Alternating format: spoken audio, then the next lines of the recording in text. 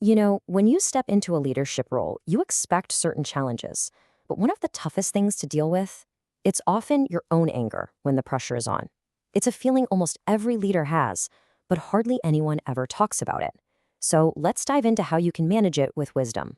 Picture this. You're in a tough meeting or maybe a one-on-one that's going sideways, and then you feel it, that sudden, hot flash of frustration. And in that split second, you're trying to keep it all together, thinking to yourself, is this just me? Am I the only one who feels this way? Well, let me tell you, the answer is a hard no. And just knowing that you're not alone, that's the first step. This quote, wow, it just nails the experience, doesn't it? It comes from a new team leader who explained how they spent days just bottling up their frustration. Then late one night, it all just erupted at a team member. The regret was instant and overwhelming.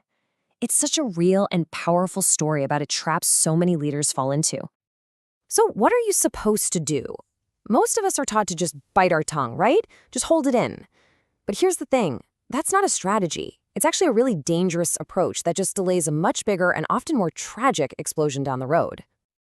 Think of it like a volcano. All that pressure is just building and building under the surface until eventually it has to erupt.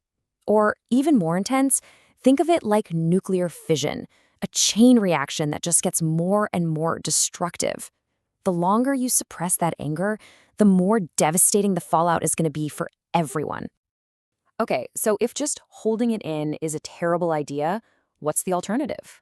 Well, let's get into our first piece of practical wisdom for handling this stuff effectively. It's called the morning rule. The rule itself couldn't be simpler. If you know you've got a difficult conversation coming up, the kind that might really push your buttons, you schedule it for the morning. Simple as that. Don't put it off until the end of the day. So why the morning? What's the magic here? Well, it turns out our willpower and our physical energy are basically drawn from the same battery. In the morning, you're fully charged. You've got more energy, your willpower is stronger, and your self-control is at its peak. But by the afternoon, that battery is running low, which makes you way more likely to snap. All right, so tough conversations happen in the morning, got it. But what about actually processing that anger before a single word leaves your mouth?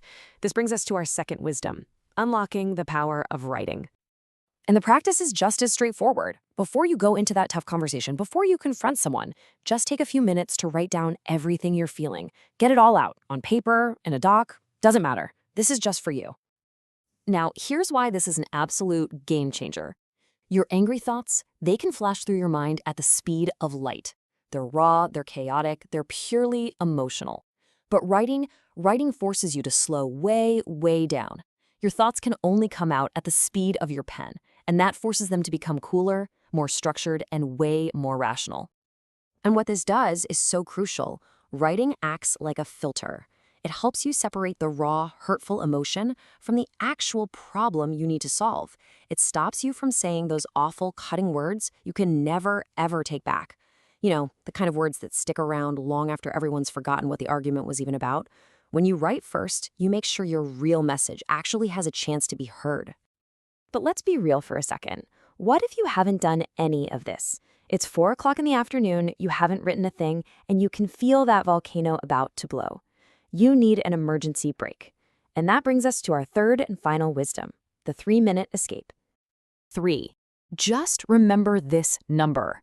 It might just be the most powerful tool you have to stop a disaster right when you're at the breaking point. It really is that simple. When you feel like you are seconds, literally seconds away from losing it, the absolute wisest thing you can do is physically get up and walk away from the situation. Say you need the restroom, or you need a glass of water, whatever excuse works. Just get out of there for 3 minutes. So what's happening in that little 3-minute break? It's not just in your head. Your body is literally resetting. Psychologists call this the 3-minute rule because in that short time, your heart rate can actually drop, your blood pressure starts to lower, and that huge surge of adrenaline that fuels your fight or flight response starts to fade. You shift from pure, raw reaction back to rational thought. You avoid the worst-case scenario. I want you to burn this into your brain. Walking away isn't weakness. It's not cowardice. In that critical moment, it's a strategic retreat to protect your team, to protect your relationships, and to protect your own leadership. It is pure wisdom. So let's pull all of this together. The goal here isn't to become some kind of robot who never feels anger. Come on, anger is a totally normal human emotion. The goal is to learn how to be angry wisely. So here it is, your new toolkit. First, you've got the morning rule. Use it for those tough conversations when you're at your strongest. Second, write it out. Use it to translate that raw emotion into rational, constructive thought. And finally, keep the 3-minute escape in your back pocket. That's your essential emergency brake. And that's really the heart of it, isn't it? This isn't about trying to stop being human. It's about learning how to lead with wisdom. Acknowledging your anger and using these tools to manage it isn't a sign of failure. It's the sign of a mature, self-aware, and truly effective leader.